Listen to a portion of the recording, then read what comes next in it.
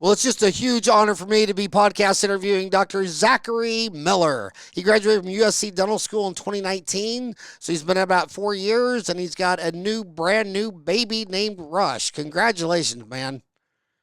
Thank you very much. I'm really happy to be here. Nothing fuels owner operators more than, having a why, and the why is your little baby. And you got a woman and a baby, and I'll tell you what, once you can focus on your whys, you can go from a crappy job at a DSO that you hate, and I think that's clear as a bell because you don't see them changing jobs every year. I mean, we just had a dinner the other night with three of our team members. Two were celebrating 15 years, and I think one was celebrating 25.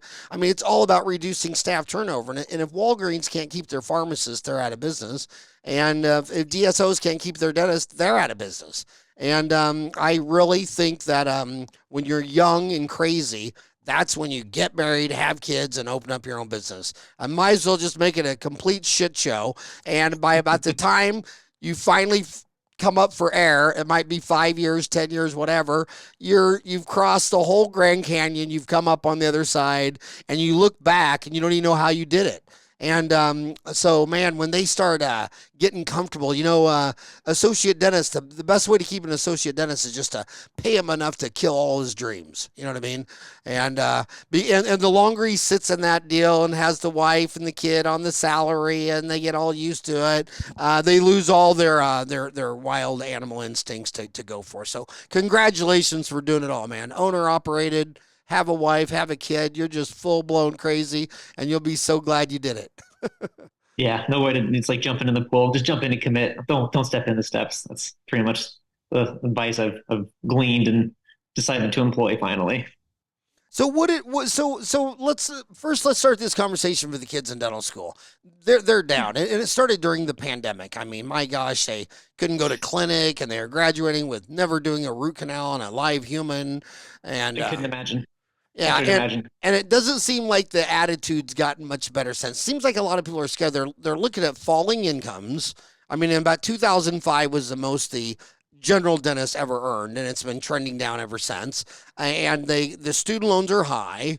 What would you tell them from you're 4 years out of school? What would you tell them at this point? Well, I would tell them if they're already in dental school, you've already made the commitment. So now you just got to own it and run forwards.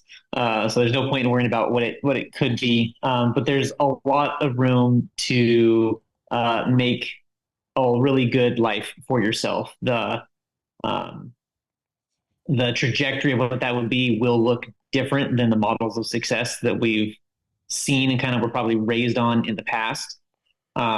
But there are lots of availabilities and there are lots of ways to do it. Um, and there's a tremendous amount of opportunity, although the opportunities might be different than what you had expected when you first started. And I think yeah, the debt and the financial demands are huge and very challenging. But it's still manageable. There's so many systems for getting through that. The biggest ones right now are person that I'm using too is an income driven repayment plan. So you're capped out around 10% of your income each year. So you'll never break the bank with that. And if you're forward thinking and disciplined, you'll do just fine.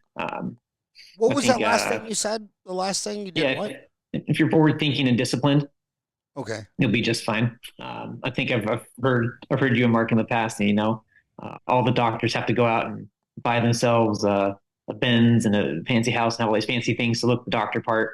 And that's probably the biggest traps in the beginning is just large structured expenses. If you can avoid that and focus, because you'll have a tremendous earning capacity. Before being a dentist, I had 13 other jobs, employed pretty steadily since I was 16. And you see when you've had the experience from other things, like there's plenty of capacity to have a very comfortable, rewarding life in so many different ways. But like I said, I think it'll be different, particularly with location. I think the big thing is that bigger cities are going to be a place that are not great in the long run, and that's just my perspective. I know you can carve out a lot of good opportunities, but that's probably the biggest change in paradigm that I think. If you have that expectation, I don't think you'll be disappointed. Um, that's probably my Well, long-winded piece for the dental students. well, I love what you said. If you've already committed, you've already committed. So spending your time on woulda, shoulda, coulda. I'm trying to find. You're in Paulsbo, Washington. What's That is the? correct. Would that be considered urban or rural? It's great question. I probably wouldn't call it rural. The town's got 12,000 people in it. City's got 12,000 people in it. Uh, and it's pretty much west across the sound from Seattle, almost due west from Seattle. So you're not far from big metropolitan area. But by car, you're almost 2 hours away. And by ferry, if you take one of the ferries, I could probably get to Seattle in about, there's no lines, right? In a perfect day, probably get there in about an hour. So although we're not right there, you've got kind of that reach, which is kind of a really nice pairing of being away enough from something really big, but close enough to have the opportunities and the accessibility. So it's been a comfortable place for me to kind of straddle that line, and it seems to work pretty well. There's um, certainly plenty of people to work with, and it's people that I really enjoy working with. So it's worked out great for me. So usually a small town you should have a dentist for every 2,000 people. So a small town has the rural drawing area times two. So usually if there's 12,000 people in a town, there's about 12 dentists. Is that your situation? We are probably pretty comparable to that. I think we're about 2,500 people per general practice office is what our stats work out to right now. Um, we just opened up. We just had another guy open up shop here, but then we also just had another one leave. So we're not overly sad. We're not squeezed for patient base. And the truth is, um, I think it's if you're really comprehensive, I think 2,000 people is it's probably more than enough to keep anybody with a wide enough scope as a generalist really busy. So you're saying there's 12,000 people, but there's only a dentist for every 2,500? Or how many If I dentists are in the did my town? math correct, I have to check how many guys are open right now. I think we've got that as generalists that I remember in our area, and I can get the stats on it right now. I think I can think off the top of my head another 4 or 5 practices. Um, but I don't think we have. Well, maybe it is 2,000. I guess because I think there's about 6 general practices. No, that's probably right on the money actually. So, a lot of the big offices I've seen over the years use a lot of M&A activity. You see it in Wall Street all the time. I mean, look at Procter and Gamble, Gillette. Look at some of these dental companies. Like, how many companies has Henry Schein bought over the years? I mean, several hundred dental companies, medical companies. So, I've seen a lot of people where they you want to be friends with all the dentists. Your common enemy is a big screen TV and a trip to Disneyland, not each other. And then these DSOs have a hard time keeping the associate. If you sell them your practice, they want to keep you for at least 2 to 3 years. But I'll tell you, the big money is when you start befriending the older dentists, and he's like, well, I'm 60 and I like to sell out, and you say, well, why don't you sell it to me? I'll buy your practice. You come work for me as an associate, because they always stay longer than they expected. You said in your that you had an associate job that had a partnership opportunity, and it didn't pan out. They never pan out because dentists never realize how much money it takes to retire. They're never ready. They get right up to the retirement date, and then they think, I need a new Toyota Tundra for 85 grand, and then the wife wants to remodel. It just never happens. And I've seen them. I've seen dentists come out of dental school, go into a town with 10 dentists at 25, and at 65 the town is down to 4 as the population of towns grow, because he just keeps buying them instead of selling them to some hungry whippersnapper that's got a wife and kid at home. I mean, if some dentist moved in there that had 7 kids at home and a stay-home wife, I mean, he'd be open 12 hours a day, 7 days a week until he was 102. So keep the M&A activity. What about your scope of practicing? What are people asking for? A lot of people always ask me, should I go to the Pink Institute and learn occlusion or TMJ, or should I learn ortho or Invisalign, or should I learn implants? I said, man, you should learn what your patients are asking for. I don't know if you're in Childers, Texas, or in downtown, Sri Lanka. I don't know where you are, but if people are asking for it, man, I would learn that. What are they asking for in your town, and what are you providing, and what do you like? Yeah. Oh, great question. So, my scope, I would say is, I mean, I feel like I'm pretty probably generally representative 4-year man with experience. I do all the standard restorative, including restoring implants. I do some minor perio work. Um, I've just gotten into implant placement recently. I've had training. I've done some of those with some guys over the shoulder, but I've gotten a lot more independent about it as of late, uh, and a decent amount of removable work, which I try to minimize because patients think like things that stay. So that's kind of my scope right now. And then most of my own endo and most of my own oral surgery. Uh, but as far as what they're asking for, I would say I've noticed two things on that. One, my patient base skews a little bit older. The town that I'm in is got a bit of a reputation for having a well-built retirement community to it. So um, that changes the scope a little bit. But overall, the things that people are asking for are most of the time it's restorative stuff, but they have had a number of people searching for aesthetic work, which is not something that I really market or try to target. But I will do for people who are truly unhappy with themselves, and that always feels really good. Um, and they're asking for tooth replacement. That's probably the big ones that are outside of the standard restorative. And I've kind of learned that as I've expanded my knowledge into things, that part of the demand is controlled by the information available. So right now, what an area of interest for me is orthodontics, and one of the things I've realized is that in the past, I was somewhat successful in motivating people with children to pursue my orthodontic referrals and recommendations for malocclusions, or for whatever the potential issue was. And I was somewhat successful, but as I learned more about it and I can get better at explaining why it's so important instead of just, okay, it's the thing that needs to be done. Please do this. It's like, okay, um, your daughter is about 10, 11 years old. You don't have a lot of time before these things become permanent. Like you should really talk to an orthodontist friend and start moving this ball forwards now. It's not like your son at 16 where you can just kind of start late and get going. So I would say that the demand is partially based on what the availability is. It's kind of like iPhones, right? People didn't know they wanted them until they were available. So I've discovered a decent bit of that. But the main requests from my people, they're very functionally oriented. They want a full mouth teeth, and the women want them to look pretty well, and the men generally are too fairly indifferent about how their presentation is. Yeah, I couldn't believe how many seniors come into my practice for 35 years, and the men, I'd say, well, let me check your partial, and he'd say, oh, I forgot it. I set it out by my car keys, and I'm thinking, man, only a man would forget his partial by his car keys. That's replacing half his front teeth. He Yeah. must have grew up in Canada playing hockey. maybe it's like cauliflower ears. Maybe it's a trademark. So you said you are thinking about getting into ortho. That's my interest at the moment is kind of that's my next little pet project, ortho and maybe some degree perio.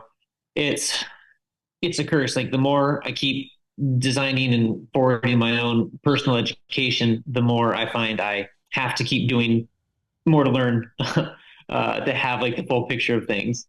Right now, ortho is a big interest for me. There's just so many times it'd be like, it'd be so nice if we could just level this or move that a little bit instead of having to leave things crossed or overlapped or all these non-working interferences. If we just play with some things a little bit, we could improve outcomes a lot of it or have better options available to us. So my practice doesn't have a ton of children in it, so I'm not looking at early orthodontics. I'm looking at more ortho and adults that've got some crowding, some space loss, some challenges, and really using that as part of a comprehensive restorative treatment plan.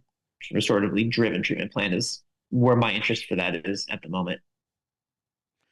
So where are you gonna? I agree that trying to learn ortho as a general dentist in America is tough because the orthodontic community does not frowns heavily on orthodontists who do that.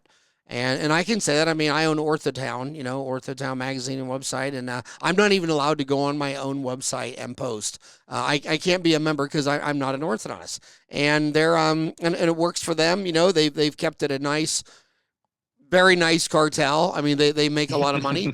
But the only ones that teach it were Richard Litt, who was a board But certified orthodontist. He ran the department at University of California, San Francisco for years, then Detroit, Michigan. He has the Force Institute, faculty of orthodontic research. Brock, you said Brock Rondeau just treats straight wire. He's not into this, but I would, the one thing, Invisalign's in my backyard. It's down here in Tempe, and yeah, it's a phenomenal company. I don't know if it's phenomenal stock. I mean, most of the time that stock's been trading at like 90 times earnings, and after any correction, it's still down up in like the 80 times earnings. But if that market ever crashed and that got into a respectable earnings, I mean that's an exciting company around the world. I cannot tell you anywhere I go. Any country. I mean, my boys even. They're like, oh, I'm with my dad at a dental seminar. They start asking about Invisalign. I mean, it is, and then the orthodontists who got really upset by Invisalign by their prices or whatever. I always say, well, the patents are out, and there's like 20 other companies. Why don't you just switch to a generic knockoff? And they go, I tried, and Invisalign is just too good. So I would absolutely just get on the Invisalign website. They got the courses. I would start that because you really got to know amazing amounts of orthodontics to look at a 12-year-old and a Ceph and a Pano and a models and predict where this child's going to be at 18. I mean, that's orthodontic stuff. But man, class 1 molar, class 1 canine, adult ortho, non-moving, no extractions. I mean, my gosh. And the people that do it, they're just going for that final 20%. You know what I mean?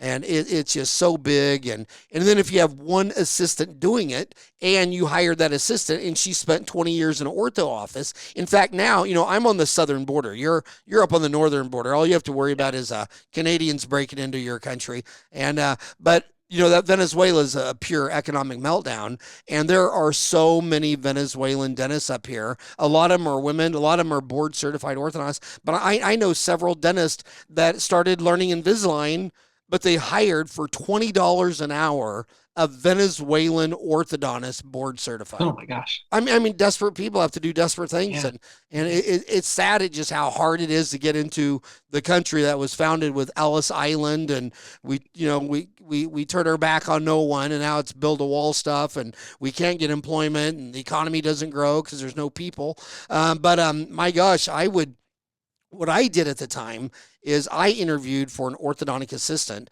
and then I took her with me to Brock Rondeau, and then I took nice. her with me to all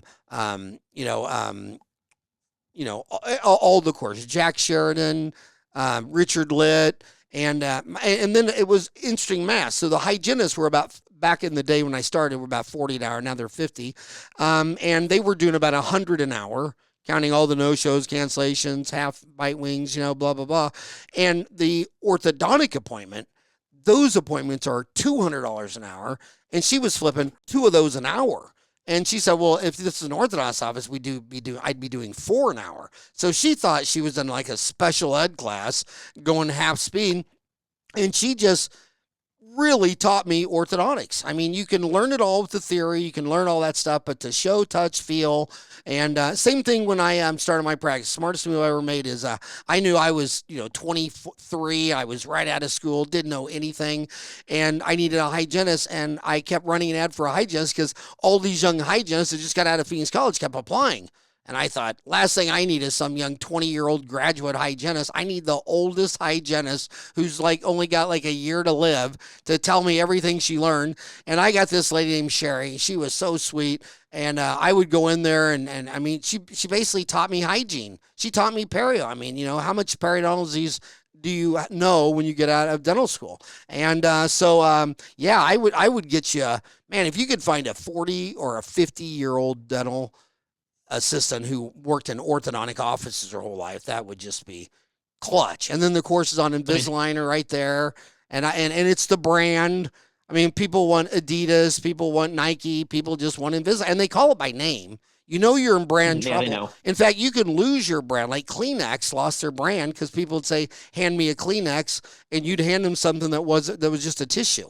So, Xerox, go make me a Xerox copy, even though it's Yeah, on a Xerox Canon. that. So you lose all your rights, and Invisalign might even lose that trademark someday because that's what everyone calls it. I don't see Yeah, anybody saying clear aligners. They ask for Invisalign, and they got a hell of a program for teaching, and I would do that. Where are you doing? How you doing? But here's the thing. I notice if you get into oral surgery and implants, that's really great for the morning, and then it's so nice to go to lunch. And I always get a food coma at lunch. I don't know. I always worried I had diabetes or something, but I don't. I just get food comas if I eat a big lunch. So I don't like to eat lunch.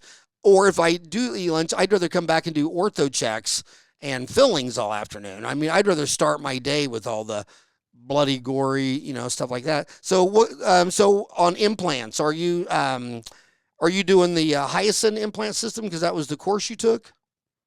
that was the course I took, and we're just now really implementing things at the office. The owner dentist that I'm with, he uses Neodent, so I'm having to learn that system at this point. Um, in an ideal world, probably I haven't decided what my ideal world would be yet for like what my preferred system will be. I think the whole point at this point in my career is really just you do one, you use one, learn it, learn the challenges I have with it, and then figure out if somebody else can solve those challenges for me and then start expanding at that point. But right now I'm very early on in it, so I don't have a strong opinion one way or another. So do you think it's something that you're going to stay committed to for 30 years, or do you think Oh yeah. Oh yeah, this is an absolutely fantastic thing to do for patients.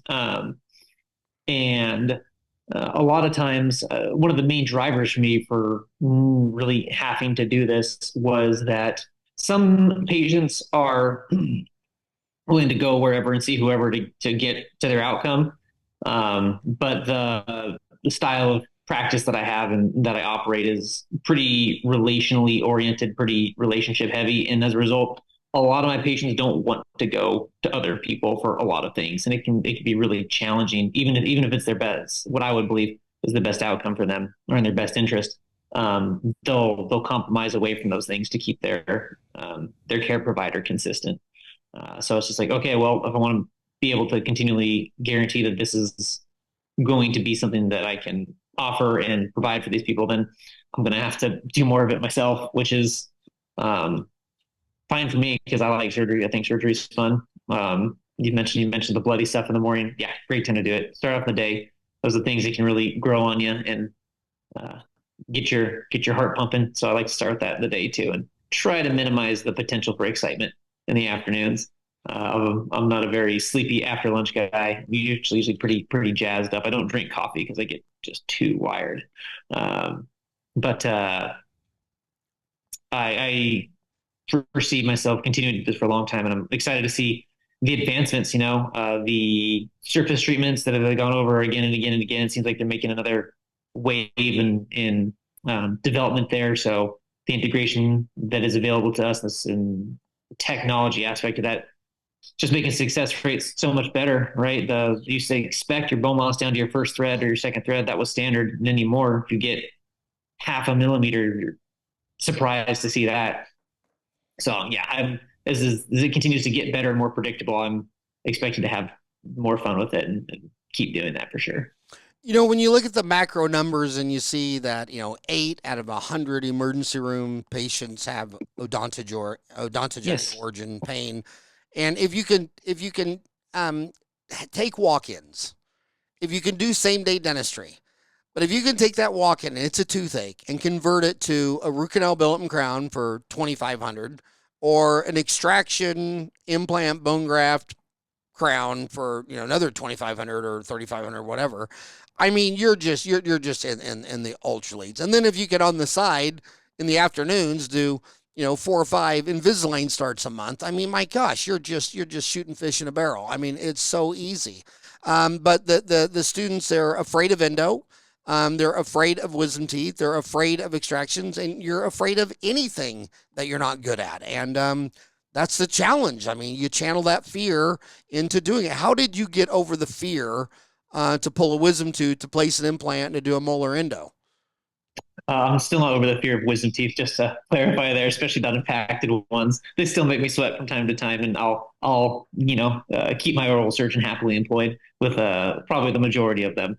But other than that, there's few teeth that we won't be able to help a patient part ways with if they really need to go.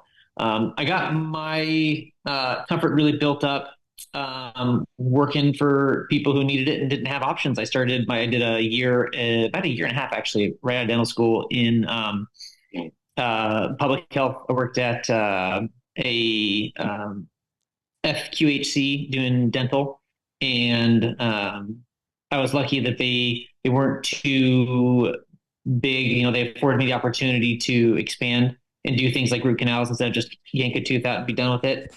But a lot of my comfort came from just having to do it. You just got to get it done. And I had another dentist on staff who was 8, 10 years experience my senior, and I knew if I got stuck on a root tip or something that she'd be able to pop that thing out of there in a couple of minutes. And so that was a confidence booster to say, okay, there's a backstop here for how off the rails anything can really get. But I would still say I spent the majority of that first year and a half stress sweating quite a bit, as I really wanted to do the best for people, and I was having to learn as I go. But the good news is that if you have people, and I was fortunate to work with people who did want to do well for the patients there, and if you work with people like that and you have an opportunity, you'll do great. It is, I think, probably one of the greatest challenges in dentistry is coming out, and right now it's coming out and getting comfortable with those things. If your dental school didn't do a great job of training up like that, and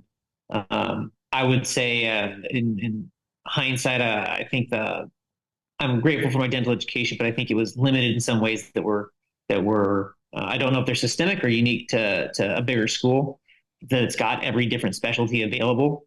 But it was limiting. There was we weren't like in our oral surgery department, we weren't encouraged to lay flaps. We didn't get undergraduate students were not afforded the opportunity to do bony reduction, to remove teeth, or to section things. It was get out in one piece with an elevator and some forceps, or hand it off to the residents over here who are willing to pluck these things out in 2 seconds. So for the way I overcame that was one, working in public health and just getting more comfortable by doing it. And two, I found myself, like you said, find yourself someone older who's got a ton of experience. I found myself an older dentist who had just recently retired, and he loved dentistry. He'd retired 3 times because he just couldn't put it down. And it's like, this guy's not going to stay retired, or he is going to because he'll have some outlet. And I was like, I'll make myself his outlet. So I worked with him and I consulted him on a bunch of cases. We talked through some stuff. He showed up to some cases and was over my shoulder on them. That was great for building my experience with taking on bigger restorative needs and larger challenges. So to answer your question in a more succinct manner, one, worked in public health where the options were really what we could provide for the road, and two, finding a mentor who was willing to work with somebody young and share some knowledge. You made me think of a lot of things. In oral surgery, we had the infamous Matt Horgan, and teaching oral surgery along with Charlie White and Brett Ferguson. Just amazing. But the one thing they beat in my head was 2 things in what you were saying. One is lay a big flap. It takes just as long for a small flap to heal as a large flap. And anytime you went and got help, Matt would always look in there. Then he look up at you and he goes, well, hell, I can't even see it. I can't even do this tooth. I mean, I can't see a damn thing. And then he'd spend a minute opening up that flap to where Mr. Magoo could see what to do.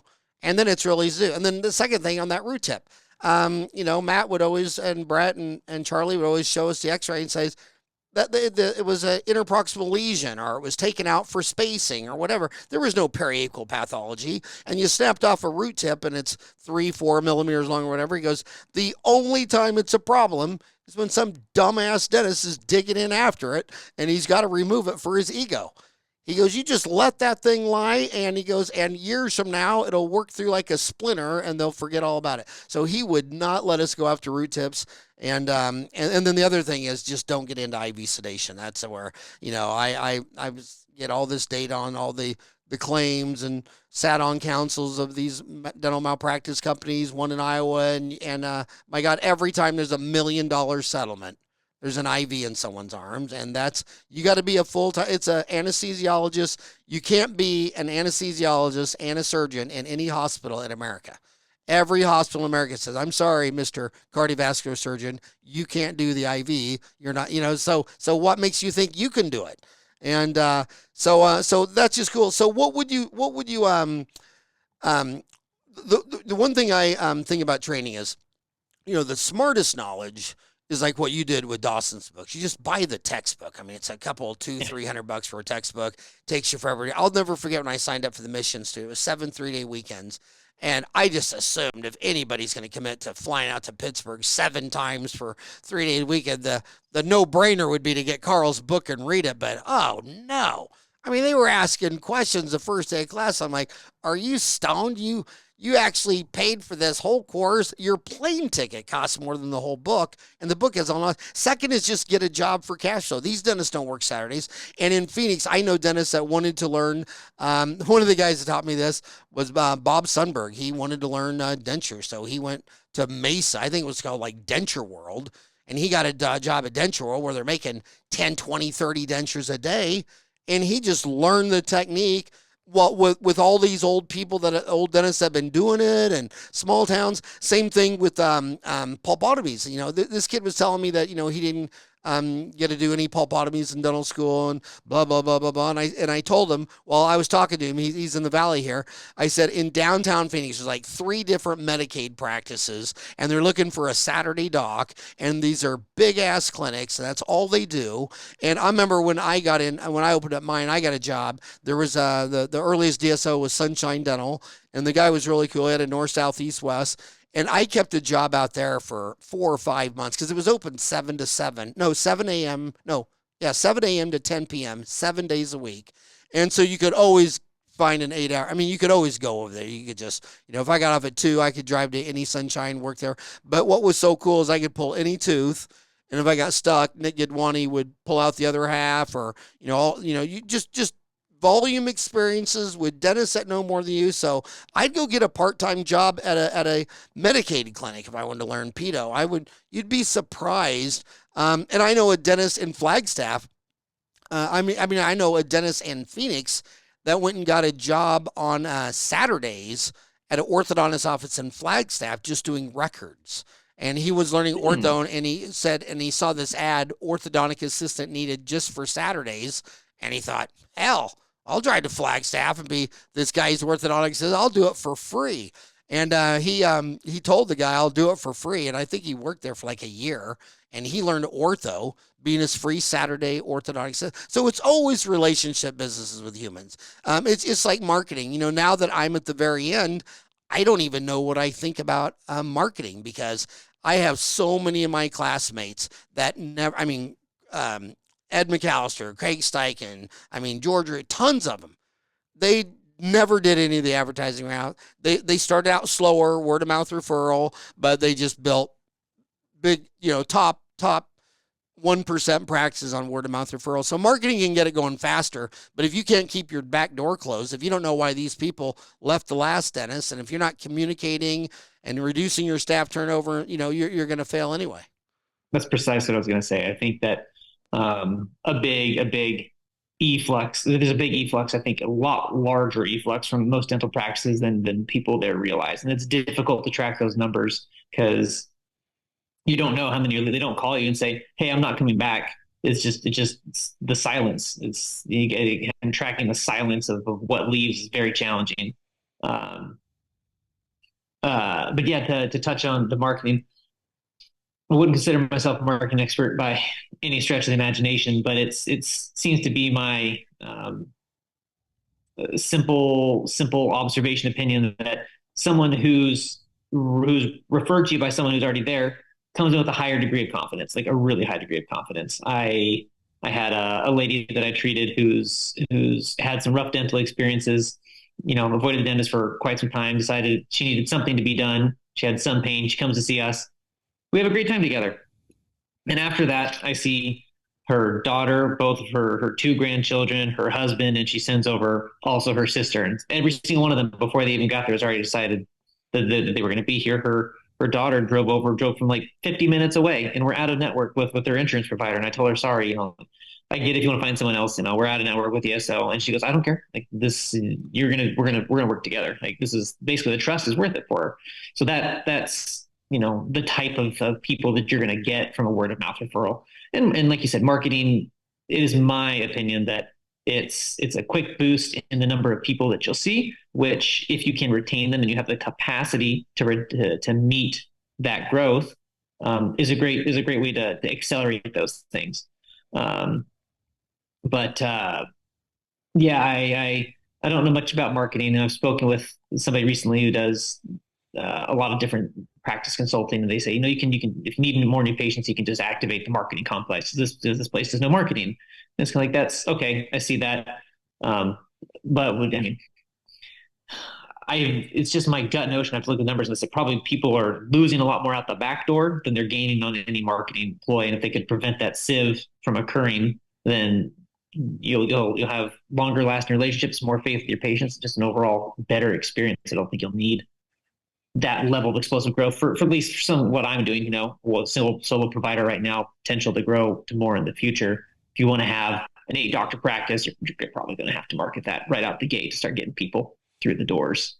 Um, yeah, marketing is an interesting question. I don't have enough experience Well, to have it's a interesting because strong the opinion on it. DSOs have clearly carved out urban for a lot of reasons. They are not interested in the rural. They walked away from it. It's way too hard to get young dentists to go work there. All the young dentists want to be urban.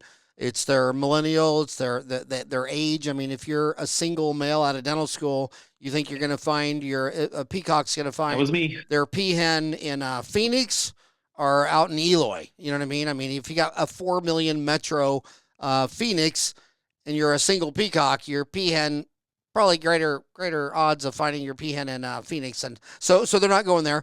And what the DSOs do the best is all the non HR stuff. They find the best locations, they got the best marketing, they got the best equipment, they got the best branding, they got and at what where they're failing is just on the employee turnover deal. And we'll see how that changes over the years. It's changed a lot, but every single business except for that's the ones I invest in. They don't do any marketing. They only invest in rewards program for their long term customers, like Costco. I mean, Soul Price. Can you believe when he started Price Club that he actually had the brain sight to say, no, no, no, I'm going to make you pay $100. You're going to be committed to me. I'm only doing members only. You just can't come in here and like you own the place. This is members only. American Express did it. Said we can't do everything we want to do for a 1.2% Visa MasterCard fee. We're going to charge the big bucks 3%. It's membership. It's going to have all these perks. But look at all the big business dentist office. Like if you get 10 new patients a month, I mean, if a hygienist works 40 hours a week, 50 weeks a year, that's 2,000 hours. So she can clean 1,000 Mm-hmm. people twice a year for an hour. So if she gets 10 new, so if you get 10 new patients a month, every 8 years you'd have a new hygienist. Yeah, you see all that Fine. dentists that have been practicing 40 years. They have one hygienist 3 days a week. 20 new patients a month every 4 years. 30 new patients a month every 2.75 years. 25 new patients a month every 2 years you'd add a Maybe 10 hygienist. years. So just go Mm-hmm. around those other 5 dentists in your town. They every 2 years do they have a hygienist. In fact, the only guy I knew that walked the talk was in Kent, Washington. There was a guy there that Oh, basically every 2 years he had another hygienist. It was like 80% of his revenue was just hygiene checks, and all he would do. He had an associate do all the restorative with a EFTA, and that's another mhm. great thing. These EFTAs here is where you can just go num num num, prep, and then they sit down there for an hour with a rubber dam, make the greatest filling. But it all comes down to the money zone, and I want to go there next because a lot of people do not understand their pricing to net income. I mean, if you have if here's 4 dentists that make $25,000 net income a month, so that's $300,000 a year take home. Well, at 80% overhead, you got to do $125,000 a month. To make 25 at 65% overhead, you got to do 71,000 a month. Obviously, at 50% overhead, you got to do 50 a month to make 25. And at 40% overhead, which is where all the oral surgeons are, you only got to do 41,000 a month to take home 25. Dentists don't know their numbers. They don't know their pricing. I'll sit there on ortho. I'll say, well, the orthodontist next door in the same medical dental building, same rent, same town, same bat station, same bat channel, and he's charging 6,500, and he has 60% overhead. You're charging 4,500. He's doing 15-minute flip appointments. You're scheduling an hour like it's a recall. I mean, the oral surgeon is charging this much for an implant, and you're charging, so the easiest way to set your fees in your town is to call your specialist and say, what is your overhead and what is your fee? So there's the answer. So if you really knew what you were doing and you charge this amount of money, and the Focus Factory, Regina Hertzlinger said, people that specialize, they get so good that their surgery times are condensed. And she was showing that, if you have a hernia repair, the doctor that does it in 10 minutes has like 1/10 the side effects, complications, failure rates as the doctor who takes an hour. I mean, if you take an hour to do a hernia repair, you certainly don't know what the hell you're doing. You've never done it. You don't have all the gadgets, toys, and whistles. But look at an oral surgeon. How long will it take an oral surgeon to pull 4 impacted wisdom teeth? Probably after he numbs them up, probably takes him 15 minutes, right? Yeah. So he's charging, this much, 1,500 or 1,000, 1,500 for 1 tooth takes 15 minutes. And you're charging $750 and taking an hour and a half and digging after a root tip. I mean, what are your thoughts on overhead? Is overhead an issue? Have you noticed some things are more profitable than others? Do you think about overhead a lot? So at this point, as I've yet to assume the reins of my own practice and have a full financial insight into everything, do I think about it? I for sure do. And that's just more by nature of myself always being obsessed with efficiency. I've always been that way. Even though it's not been my supplies, I'm always like, I'm figuring out how to get the right amount of bond agent for filling. So at the end, you're not walking away with a milliliter of bond and a milliliter of primer over here, just throwing that all away. That's part of my obsession. It's just, I don't know why I just care for time efficiency. I care for material efficiency. It's just, I've got a personal vendetta with waste, and that I've just built that way. Overhead is certainly a challenge. And it always will be. I think it will be for every dental practitioner for all of time. There will always be a battle to get efficiency on both time and materials. And effort and energy for the people that you work with. How often do I think about it?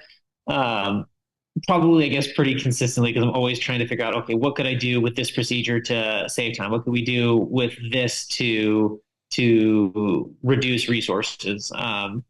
What are our outputs? Can we reduce the actual fee we have to expend to get these materials? Although I'm not in charge of all those decision makings at the moment. I'm basically operating under the understanding that I will be in the very near future, and it's kind of like a practice run for me right now. So yeah, I'm constantly chasing efficiency. Right now, my main interest is efficiency and time and efficiency of effort for the people that I work with, particularly my assistants, how we can all figure out, look at a schedule and how to coordinate and dance around to make the most out of our time and our patients' time, so we keep them waiting as little as possible. I find everybody likes to spend less time with us. I think we're pretty great people, but they seem to be happier with less time with us. I've always noticed that people have the lowest overheads always have the best dental CPAs. They always have, it's so common in a small town. You're going to this church on the corner and there's an accountant in there and you use him. He doesn't know nothing about dentistry. And No, man, when you're using what's there's a dental CPA, there's American Dental CPA. Yeah, there's the Academy of Dental CPAs at adcpa.org. There's the Institute of Dental CPAs at indcpa.org. There's Kane Water and Associates out of Dallas, kanewaters.com. But man, I'll tell you what, that if you really had a very difficult ortho case, you'd only want a board certified orthodontist to look at it. Yeah, when it comes to accounting, dentists will go to accounting, and the guy will have 1,000 clients, and he's the only dentist, or maybe there's two. And then you go to another guy who has 1,000 clients, and they're all dentists, but he's part of a membership, and he's got the. I mean, these guys share the data. I mean, I think the Academy of Dental CPAs. I think like one of them has like 8,000 members, and one has like 12,000. I mean, they just know. In fact, they're so good they can say, okay, if you're in Wisconsin and you're taking these three PPOs, your overhead will be over 68% or 72%. We know everyone loses money on these three plans. And then you sit there and say, oh, well, my hygienist kid's teacher has this insurance at school. Okay, we'll ask her if she wants to switch from 50 an hour to 30 an hour so you can get in the profit zone. You know what I mean? Everybody's very charitable with other people's money, but they're not very charitable with their own money. And I love Yeah. that joke. Some person says, well, you're a millionaire. Are you, how come you don't give your, I'm on the local town committee and I don't see you donating to any of our charities. And he goes, man, my mom's dying of cancer. My son's unemployed and my daughter's house just burned down. Now, if I never gave them any money, why do you think I'd give you money? And that's a horrible joke. But but the deal is, I would get a who's your do you have a dental CPA? I'm actually when I plan on working with the Academy of Dental CPAs once I have my own because I'm in the process of acquiring right now. Once I've got that acquisition through, I plan on working with some of them. I've got a lot to learn on how to read and structure a lot of the stuff. I don't have an MBA background. I'm just understand math in its most basic forms and how that applies to a business and how to track that is going to be one of the great endeavors that I throw myself into immediately once I'm Well, I tell everybody if you don't have uh, 2 years to go back and get an MBA on night school, I did it 2 evenings a month for 2 years. You can do it every Saturday for 2 years. God, just go through my 30-day dental MBA because that was my I did. first laptop. You did. I took it to class. I took notes for 2 years. And then when I read my notes, it was 30 hours. So I broke it up into the 30-hour dental MBA. But it's kind of like geometry. Nothing's changed since 1998. I mean, math is math. Your numbers are your numbers. Get a dental CPA and measure what matters. Like we were talking about marketing. There's word of mouth marketing, and there's pay for service marketing. But I'd get your house in order before I'd start paying for a lot of marketing because last thing you need is 100 new patients a month and they all fly out the back door and your converters. I mean, like that's another thing these DSOs do. I mean, these DSOs have converted their after the phone rings over the third ring, it's picked up in a call center. And Heartland's call center in Effingham is only limited by the number of people they can hire. They could double the size of it tomorrow, and their conversion rate is 80%. So when they Jeez. call a professionally trained receptionist, 80% get scheduled to put their butt in a chair. And then when they call my homies, it's 40%. So not only do they Um, got better marketing and better locations, but if three people call, you get one in your chair, they get two. And it's all because the receptionist would understand that. I mean, I remember in seminars I'd say, "Where's the receptionist?" And I say, "What is your job description?" They start naming all these tasks, and I just say, "Who answers the phone?" You job is to answer the phone and get butts in the chair, and you get them in right now. And if you don't have an opening today, and they want to, you ask them when they want to come in. You don't tell them you have an opening Wednesday and you have an opening next Friday because they're going to hang up and call someone else. They're always going to follow their own narcissistic point of view, and they want to be seen today. So just listen to them. If they say, "Well, I'd really like to get in today," well, by God, I'm getting you in today. And if Dennis yeah, is mad having that he's going to lose a lunch, well, then he should have got an emergency room. The dentist, if you're scheduling patients in all your rooms every day, you have high labor costs and low, and you need to have a room that at least 2 out of 3 days no one ever sat in because she can throw them in a chair. If you just get a PA and a bite wing, you can get them scripts. You can do a triage. You can mental health before dental health. Get them settled down. They found a home, but you got to track that. I mean, do you record your calls? Do you track the conversion rate? Same thing with marketing. I mean, um, you know, convert everything to a common denominator of dollars per head. And at the end of the month, if you're spending marketing in 5 different places, and this one you're getting a new person, I remember Facebook ads. clear back in like 2004 when it started, I could get a butt Mhm. in the chair for $20 a head. I stopped doing the marketing when it passed 250. And it passed 200. I was just doing it for, because I just couldn't believe the data. And finally, my team was looking at the data, say we can't pay $250 to get these people in the chair, and blah blah blah blah blah. But there's so much to do. But what I want to end on, because I know the shorter these things are, they got to be under an hour. It scares people to commit. But I just there was a poll in Dentaltown. In fact, let me see if it said, how happy are you about dental profession? Regret choosing dentistry as a career, 14%. I'd love to have the Oh my age breakdown gosh. that. Some regret, but I'm grinding and it's no fun. That's another 29%. So 45% almost have say regret dentistry or some regret, but I'm grinding and it's no fun. C, 34%, where I voted no regret, but worry about the outlook. And only 19%, I did enjoy it. I would choose dentistry again. So those are all the retired. Those are I love it. And then E is I love it. I would recommend everyone being a dentist. That's 4%. And they probably were drinking as they took that post. But so the bottom line is, it's probably the younger. They all have fear. And I just got to tell you about the fear thing. Dentists, they overthink everything. First, it was capitation was going to ruin dentistry. Then it was PPOs.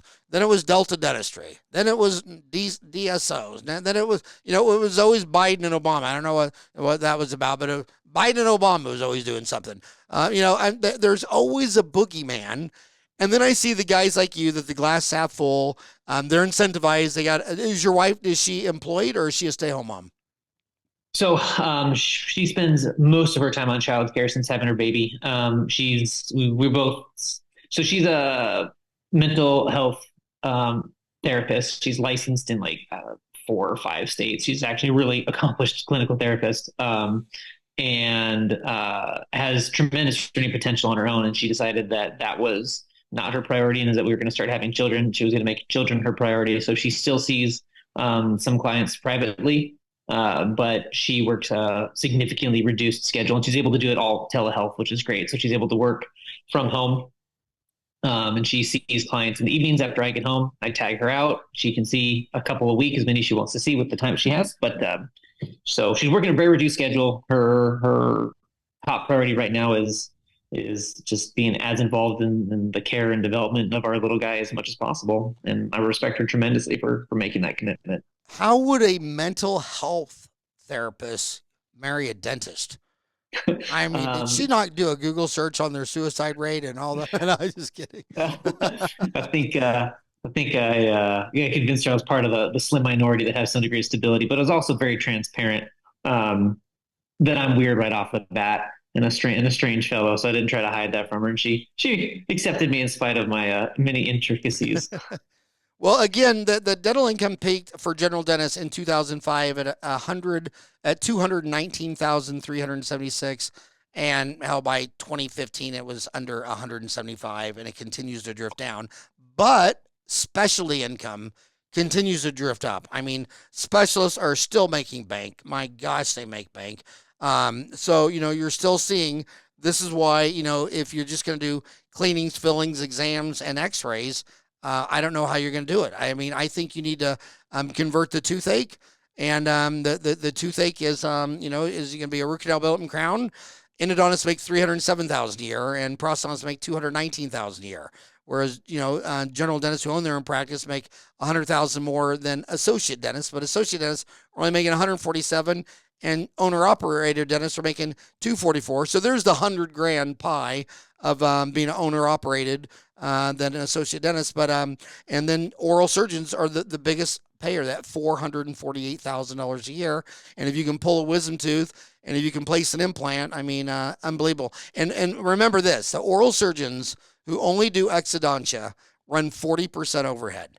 the oral surgeons who are the implant gurus that can do all the implant cases, their overhead has creeped up to 60. I've seen them at 65%, and I've seen their marketing go all the way up to 6%. Chasing that deal. So sometimes keep it simple, stupid. I mean, when you do extractions, what's your overhead?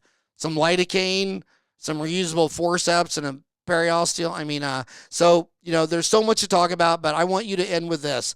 My homies, they're in dental school. They're miserable at a DSO.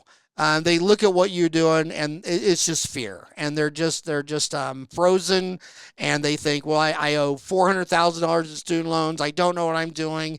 How the hell could I go be an owner operator? Talk to that homie.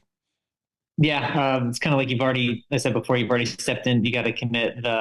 There's an intimidation factor to taking on more debt or more load to pursue that process. But the truth is, it's a multiplicative factor. And if you have the inclination and the capacity to be a leader, and you like dentistry, the experience of it, what you can do for people, that I believe that passion, that enjoyment is going to show through. Patients will respond to that. That's pretty much been my whole business model. I like what I do. I enjoy being a dentist. I like the work that I do. That's why I want to keep expanding my capacity, and I'm doing that. Pretty much self guided. I've got I find people who are good at kind of things I want to do. I found a periodontist who's been doing implants for 30 years. I consult him on every case that I'm going to do. We run through it. But there's a lot of capacity to have a lot of fun with the profession and be part of those guys that say, I wish everybody could be a dentist. There's a lot of room to have that opinion. Um, the challenge of it is, yes, you'll come out in the beginning, you'll be underwhelming in your capacity, in your speed, in your capacity, in your comfort in the chair with the patients. It gets better. It gets better the more you do, and it's exponentially so the faster you are. I worked 6 days a week, sometimes 7 days a week for that first year and a half. And I think if you work twice as often, instead of 4 days a week, 6 days a week, it doesn't take you half as much time. I think it takes you a third, a quarter as much time to really build a lot of comfort and a lot of confidence in there. The financial demands, yes, it's scary. I remember graduating and looking at my loan. I was like, wow, I own more money than I've ever seen in my life. How much? This is gonna be a ride. I graduated with just over $500,000 in debt.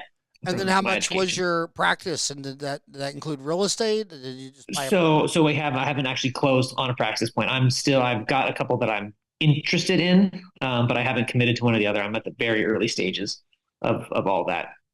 But what's it going to shake out to be? It's you probably just assume it's going to be around $1 million is what it's looking like it's going to be, with practices that seem to fit me well. And then did you already get a home for the wife and kid? I have not. I've not bought a home. We are renting right now. I did not want to buy a home until we figured out exactly where we're going to be practicing, so we wouldn't limit ourselves. We'd be more mobile, more flexible in that regard. Well, instead of living in a van down by the river, you can park that van in the parking lot of your brand new dental office. And you can be open 14 hours a day. You'll never miss an emergency again. Well, it seems so stressful if you look at it over a few years, short time. But if you look at it over the long run, it's a no-brainer. Like dental school, I remember walking into school thinking, "Oh my God, it's going to be 4 years before you get out of here," and it just seemed like I can't believe it's going to be 4 years. Now it's almost been 40 years since I've been out of dental school. I graduated in '87, so time goes so fast. And time goes fast in the long run. My God, I mean, again, Walgreens, France has automated Walgreens with machines made in Scottsdale. When you go to France and get a prescription, it's put on your insurance card. You go to an ATM machine, and your Pen VK comes out in a bottle right there. So we don't even need pharmacists except for explaining the instructions at the end or whatever. And my gosh, now we're doing self checkout. I remember when Mike Totola used to always make me laugh because he was saying he went to the grocery store and he was unloading his groceries and he accidentally scanned an item and he said, "Man, when someone can accidentally do your job, that does not look good." I'm always freaked out on the wall thing. I mean, okay, so you're worried that guy who doesn't speak a word of English and he just climbed over a fence. He's going to get your job. What the hell do you do? I mean, God, if anybody that can climb over a wall that can't speak a word of English can get your job in Phoenix, I'm just dead curious what the hell you're doing. I mean, competition's good, growing market's good. It's really, really going to be hard for Japan to grow their economy when in the next 25 years, Japan and Germany and China, their population is going to collapse. And the number one thing that would grow our economy is the fact that we're still making a lot of babies and letting those immigrants in. They're twice as likely to have 4 or 5 kids if they come from Central or South America than if they were born here. So, it's all about having the right mindset. It's all about having the long term deal. And if you keep the marriage together, that'll be the biggest financial disaster you'll ever make. And if you can keep your patients happy by Walmart refunds 1%, you do a denture, you do an implant, it doesn't work, refund the money, make them happy because the town's only got 12,000 people in there. You don't need more than 10 or 15 people walking around saying you're the worst dentist to make an impact. So, Zach, you got the right attitude. I named my son Zach, and his 2 daughters call him Z Daddio. Z That's great. Daddio. And you could go by a Dr. Z. That'd be fun marketing, Dr. Z. And I do actually. Do you go by Dr. Z? Yeah, there's like a because my last name is Miller. I've been mistaken for other Dr. Millers in the past, and also that was also a lot of people have known me just simply as Z. There's been a lot of Zachs, so when there are a lot of Zachs, you got to differentiate yourself. And so I've been known to a lot of my friends for Z for a long time, which became Dr. Z, and that's continued on with me, and that's how a lot of people actually know me already. Or you could change your last name from Miller to Miller Light. And Yeah, my it'd gosh, be that'd be a definitely whole time. different set of clientele. Yeah, do the marketing for me. Well, hey Z, thanks for so much for coming on the show. And like I say, your perspective is so fresh, and the big problems are at the young end. And being an old dog, I just want to transfer knowledge from the old to the young. And you are sitting in the heat of it all. And good luck to you. And when you close your practice, and you've been doing it, and you have strong thoughts about the process and all that, come back on the show and tell them what you think about the process. Yeah, I'd be happy to do an update. It's a great time. There's lots of challenges. It's a great time to be a dentist. You can find a lot of good stuff. Like you said, knowledge transfer is there. Anybody who's listening, go check out Dental Town. Honestly, there's a lot of good education there. Very accessible. I've used a bunch of it. It's a quick, easy, simplified way to build your comfort with a lot of things and build your knowledge and your experience. All right, man. But On it's that been, it's note, been a I'll real let you delight. Thank you for go. having me. Thanks so much for coming on the show, and give that baby Rush a big kiss from Uncle Howie. Naturally. All Thank you right. for having me. It was a great time. Have a good one. Bye bye.